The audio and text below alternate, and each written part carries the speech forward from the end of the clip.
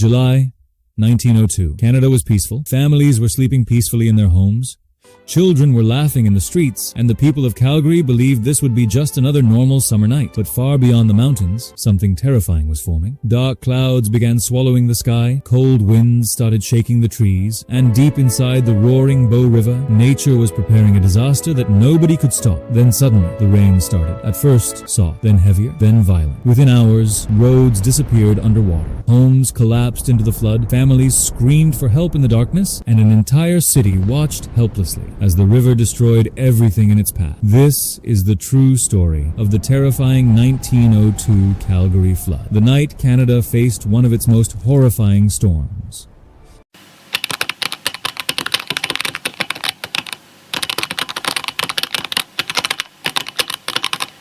July 7th, 1902. The city of was peaceful. Horse carts moved slowly through muddy streets, while children laughed beside the Bow River. Shopkeepers opened their wooden stores, believing it would be another normal summer day. But far beyond the Rocky Mountains, dark storm clouds were beginning to rise. But the roads made it late. The wind became colder.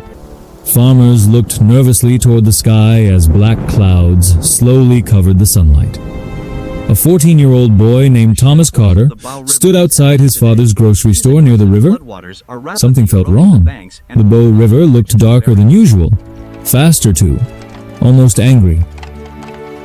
"Father," Thomas whispered softly, "the river feels strange today."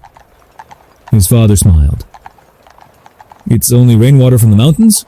But within minutes, thunder exploded across the sky. Boom! Children stopped playing, horses became restless, then the rain began. At first, small drops touched the streets. Then, suddenly, the storm turned violent.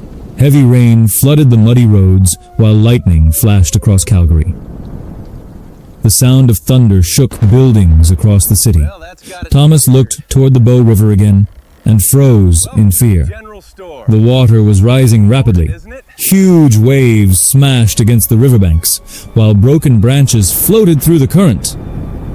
"The river is flooding!" someone screamed. Panic spread instantly. Families grabbed their children and ran through the storm. Horse carts overturned while people desperately searched for higher ground. Then suddenly, a massive wall of muddy water crashed through the lower streets beside the river. The peaceful Bow River had become a monster.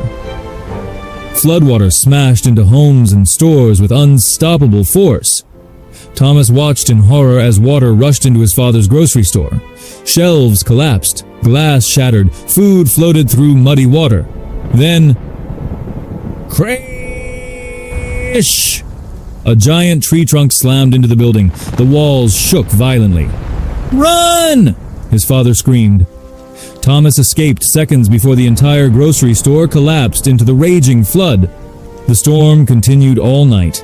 Thunder exploded nonstop, while terrified people screamed through flooded streets.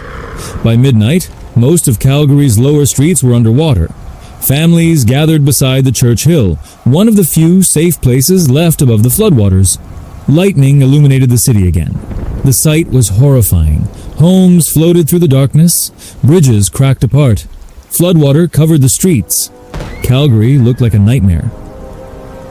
Hours later, the rain finally weakened. As morning sunlight slowly appeared, survivors looked down at what remained of their city. Mud covered everything. Buildings were destroyed. The wooden bridge near downtown had collapsed completely. Thomas walked silently beside his father through the wreckage. Happy Dominion Day! Their grocery store was gone Did the shipment forever. arrive? Nothing Yes, remained but the except roads broken made it wood late. buried beneath mud and water. Thomas looked toward the raging Bow River one last time, and deep inside his heart, he realized something terrifying. Nature could destroy an entire city in a single night.